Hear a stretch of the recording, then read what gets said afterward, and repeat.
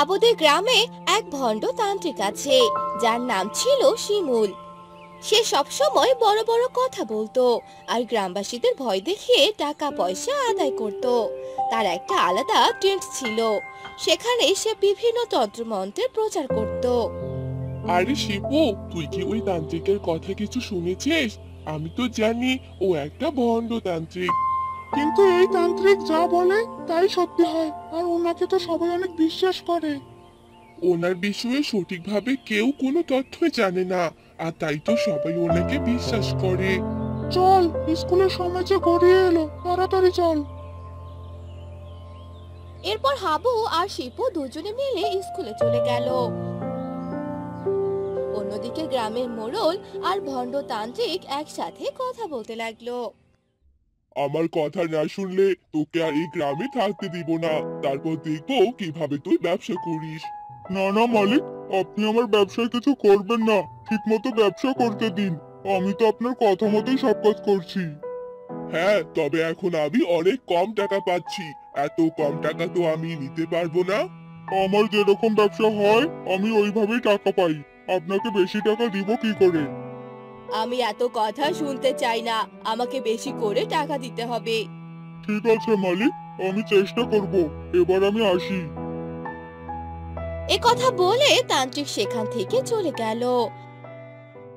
আর তান্ত্রিক একটা গাছের নিচে বসে থাকতো, আর সেখানে সবাই এসে তার সাথে কথা বলতো। তান্ত্রিক বাবা, অনেক বড় সর্বনাশ হয়ে গেছে, আপনি আমাকে বাঁচান। কি এমন সর্বনাশ হলো আবার, বল আমাকে। আমার বউকে যে এক ডাইনি ভর করেছে, আমার বউকে বাঁচান। নে, এই ওষুধটা তোর বউকে খাইয়ে দিস। এই নিন বাবা, 100 টাকা। না না, 100 টাকায় কোনো কাজ হবে না। 1000 টাকা দিতে হবে, না হলে তোর বউ ঠিক হবে না। কিন্তু তান্ত্রিক বাবা, আমার কাছে তো এখন কোনো টাকা নেই, আমি যে আপনাকে আর টাকা দিতে পারবো না। তাহলে আমার ওষুধ আমাকে ফিরিয়ে দে। আমি তোর বউকে ভালো করতে পারবো না। না না বাবা, এরকমটা করবেন না, আমি বিকেলে আপনাকে টাকা এনে দিব। ঠিক আছে, এবার তুই যেতে পারিস। এরপর সেই লোকটি সেখান থেকে চলে গেল। লোকটি চলে যাওয়ার পর তান্ত্রিক হাসতে লাগলো। হা হা হা হা, এই ওষুধে তোর বউর কিছুই হবে না, কারণ এখানে ঘুমের ওষুধ মেশানো আছে। আমার 1000 টাকা লাভ। এভাবে দিন কাটতে লাগলো।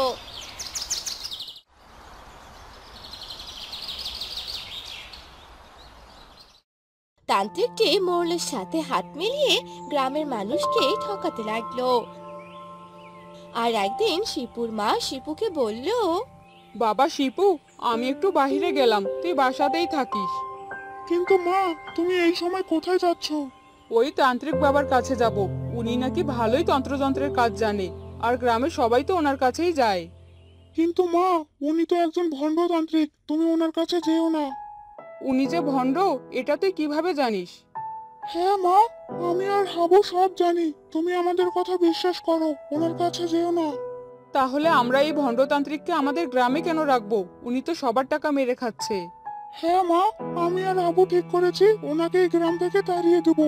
এজন্য আমাদের প্রমাণ লাগবে, যার কারণে সবাই যেন আমাদের কথা বিশ্বাস করে। তাহলে তাই কর।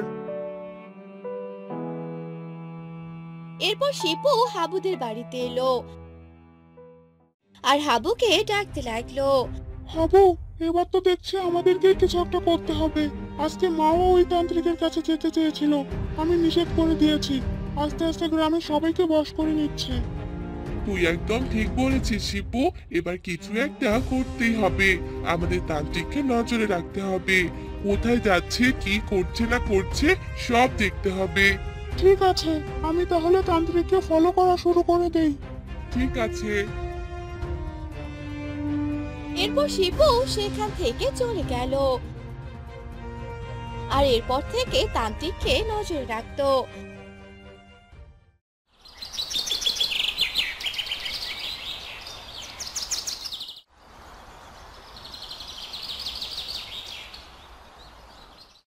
আর একদিন হাবু সে ভণ্ড তান্ত্রিকের কাছে গেল। হাবু জানতো যে তান্ত্রিক কিছুই পারে না, কিন্তু হাবু তান্ত্রিকের কথা শুনে অবাক হয়েছিল। আমি তোমাকে কাল রাতে নীলফুলের সন্ধানে পাঠাবো। যদি তুমি তা আনতে পারো তবে আমি তোমাকে শক্তিশালী বানিয়ে দিব।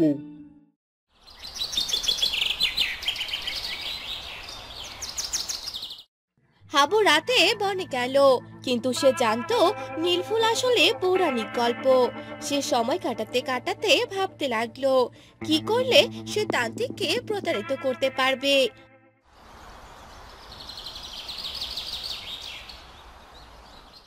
পরের দিন হাবু ভণ্ডতান্ত্রিকের কাছে গেল। নীল ফুল পেলি? হ্যাঁ, কিন্তু ফুলটি খুবই বিরল, এর জন্য তোমাকে কিছু দিতে হবে। তান্ত্রিক লোভে পড়ে গেল আর হাবুকে টাকা দিল। কিছুদিন পর হাবু তান্ত্রিককে বলল,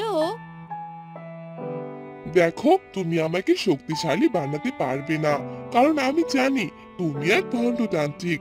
তোমার সব কুকীর্তি ধরা পড়ে গেছে। কি সব আবল তাবল বলছো তুমি? তখনই শিবু মোড়ল মশাইকে ধরে নিয়ে আসে আর তার সাথে গ্রামবাসীরাও চলে আসে। গ্রামবাসীদের সাথে তান্ত্রিক সব কথা খুলে বলে। মোড়ল মশাইয়ের কথা মতো আমি এ কাজ করেছি, আপনারা সবাই আমাকে ক্ষমা করে দিন। আমি আসলেই কোনো তন্ত্রমন্ত্র পারি না। কে? তাই তো বলি, আমার বউ সুস্থ হলো না কেন? আমার কষ্টের টাকাগুলো জলে গেল। আমাদের সাথে অনেক বড় প্রতারণা করা হয়েছে, এদেরকে গ্রাম থেকে তাড়িয়ে দেওয়া হোক। না না, এবারের মতো আমাদের মাফ করে দাও, আমি আর কখনোই এরকম কাজ করব না। আর ভণ্ডতান্ত্রিককে গ্রাম থেকে বিতাড়িত করা হলো। আর এভাবে ভণ্ডতান্ত্রিকের খেলা শেষ হলো।